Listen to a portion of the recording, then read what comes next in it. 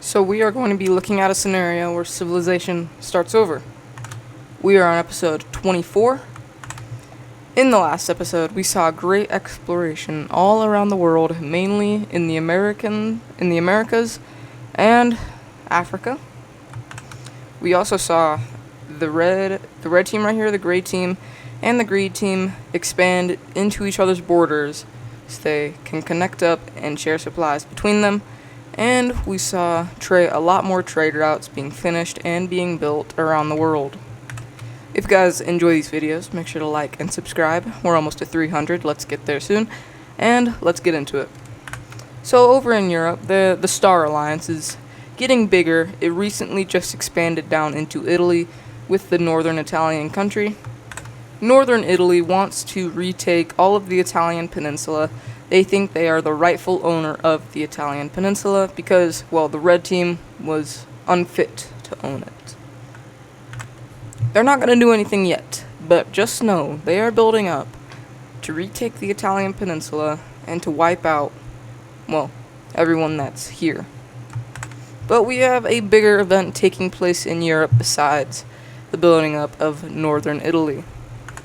We have a bunch of, well, provinces inside of the magenta Iberian country breaking away. We have one kind of where the old red team's puppet state used to be, but it's a lot smaller than the puppet state. We see a peachy one break out, and this one is fascist. This fascist Iberian country is going to expand itself along this western part, going up and around, and these two aren't the only rebellions. We see a central purple one, a different purple one breaking out. This purple rebellion is going to expand itself nicely until more areas break out, and this area is pretty much gone. The blue Iberian team is going to start invading into the magenta team to retake the lost lands they used to own. We have a kind of cyan-ish country up in the north breakaway, and this one is going to get pretty dang big. It's going to, well, big.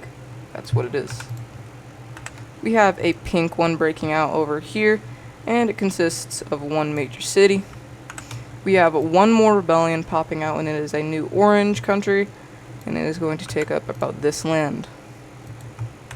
The magenta country is still going to exist, but it's severely fractured, and soon enough, the blue team is going to go ahead and invade up into the African part, leaving just the Spanish part up here. Let's look at a peace treaty. Here is New Iberia. We have 6 new countries breaking out of this magenta country. The magenta country was not that stable. These islands over here, they got annexed by Sardinia and Corsica. And the blue Iberian team has just expanded into some of its old lands. And it wants to retake all of Iberia. And with this, the blue Iberian country realizes something. Although there is an alliance in Europe, this alliance has some of their worst enemies in it. And although the blue Iberians will never forgive some of the people up here, they know it is the right call to join in on the Star Alliance in order, well, to retake all of Iberia, 1, and 2, they can really expand their colonial power along Africa and maybe into the New World if they want to. But with the blue Iberians joining in on the Star Alliance, a new alliance is made against colonialism.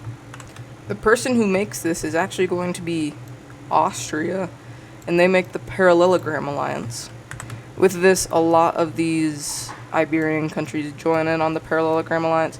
It's not a super strong alliance, but it is going to cobalt against Blue Iberians' expansion into their country. We even see some Italian countries joining in on it, so that way they don't get invaded by, well, we see the pink one join in on it, so that way they don't get invaded by the northern Italians. But this alliance is very weak, and it will get run down immediately if they even tried anything. But then Russia reveals themselves as the leader of this alliance. Why has Russia made this alliance? Well, if they can't colonialize, no one can. I mean, if they wanted to, they could, but Greece won't let them through this strait right here. Norway won't let them through the Copenhagen and Denmark. And naval technology is not good enough to go up through the Arctic and over. It's just not possible yet. And immediately after this alliance is made,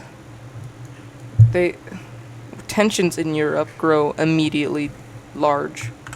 And with Russia revealing themselves as the leader, Yugoslavia joins in, and Iraq joins in on this alliance because they don't really care about colonialism.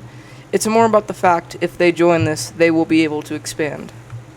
Now, with this, tensions in the world have just raised a lot. And now, shift over to the United States because, well, even though all this has happened, the colonial powers are still going to keep on exploring.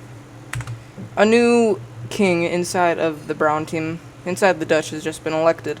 And he sees the Americas as a great, valuable tool, so he is using all of their resources to go and explore America.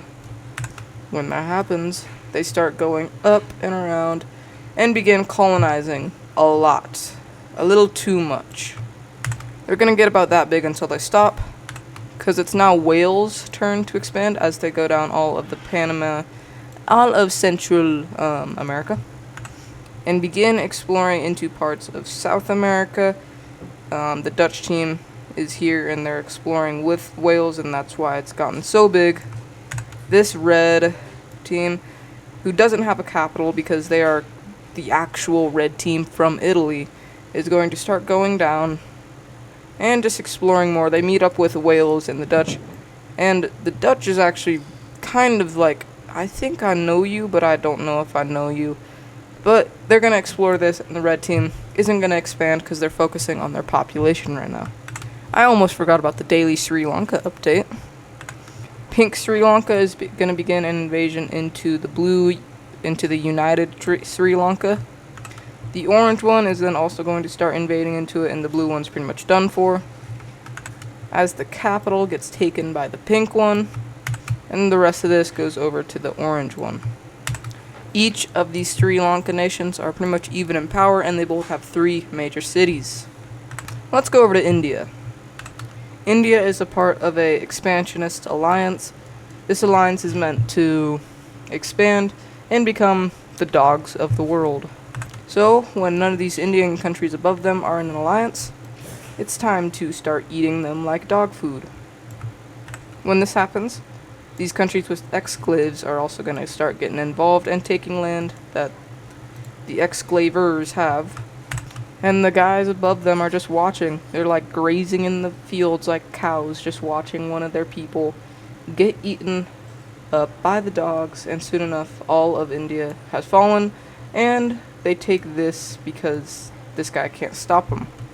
India annexes the whole thing, and now these guys are starting to worry.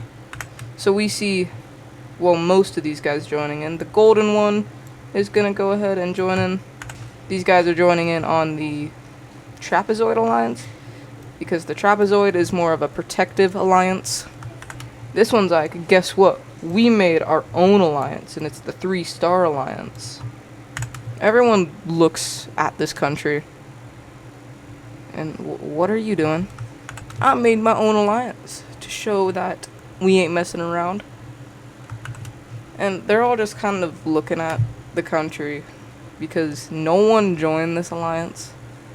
And now they're trying to join up on this alliance, but it's not really working. Don't expect this country to be around forever anymore. Although Russia is a part of an alliance to stop colonialism, they still are going to expand. This time they're going to send troops into Caucasia and begin the invasion of the Caucasian Union, or just Caucasia. We also see Iraq, who's a part of the same alliance as Russia, also begin to invade into Caucasia, but Caucasia has been in this game for quite a while, and they're actually holding themselves pretty well. They're doing actually pretty dang good as they make a invasion into Russia, and it's gonna get pretty dang far.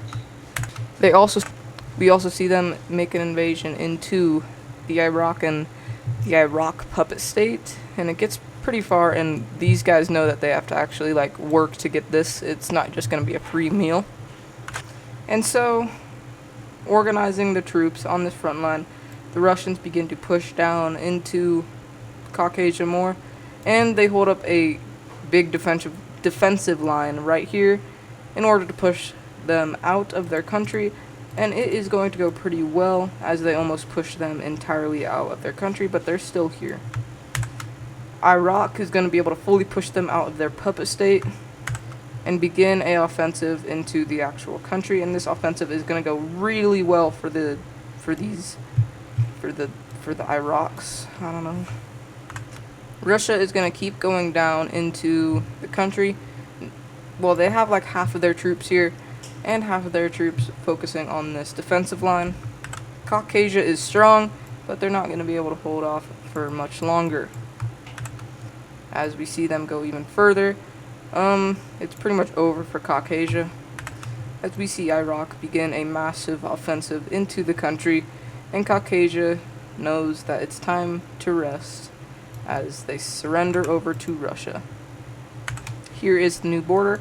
Russia got most of it because they did most of the work. Iraq got a little bit, but they gave most of it to their puppet state, which needed it more because now they have access to the Black Sea. And finally, let's update the trade routes as the Greeks finished up this trade route right here. The trade route over in Iran has been fully built, and now money is just flowing into Iraq. The Norwegians are able to make a trade route going over the ocean and connecting up with their Danish little part right here. And this is going to make Finland kind of mad because now they don't really have to go through their country anymore. I mean, maybe. Yeah, they do. Never mind. The trade routes over here are going to get more completed. Although it's not fully completed, they are going to make a bunch of progress through it. China destroys the trade route from Vietnam and actually goes into their border to destroy it. This is going to lead to Vietnam troops firing back and beginning an invasion into China, and this is going to start a big war inside of Asia. Only a little bit after the European War ended, the Asian War has started. I will see you guys in the next episode. Goodbye.